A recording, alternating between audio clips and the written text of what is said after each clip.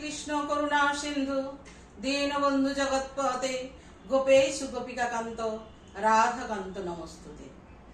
ওম ব্রহ্ম মার্গ প্রদর্শকং প্রেম ভক্তি বিনায়কং শান্তি স্বস্তি বিধায়কং আচার্যং প্রবরং নৌমি।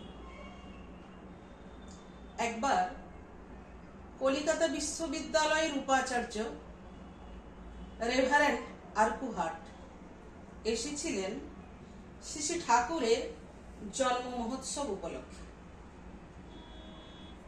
তা সৎসঙ্গ অধিবেশনে উনি সভাপতিত্ব করেছিলেন।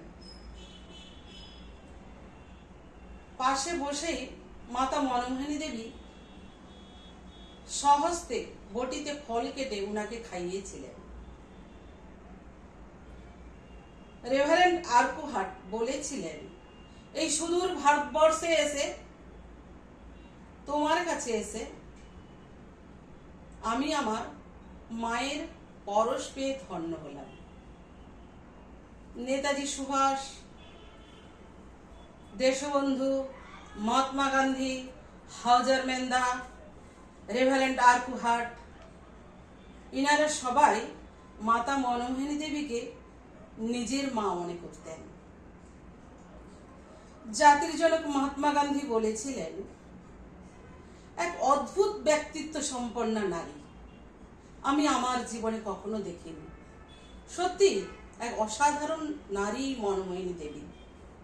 কর্মে, ব্যক্তিত্বে, মাতৃত্বে, সেবায়, ভালোবাসায়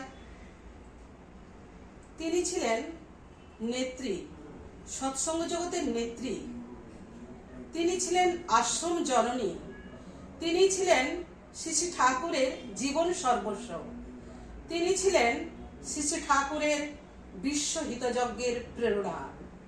ঠাকুর নারীর নীতিতে বললেন, তুমি মানুষের মায়ের মতো আপনার হইতে চেষ্টা করো, তা কথায়, সেবায়, ভরসায়, কিন্তু মেশায় নয়, দেখিবে কতই তোমার হইয়া যাইতেছে।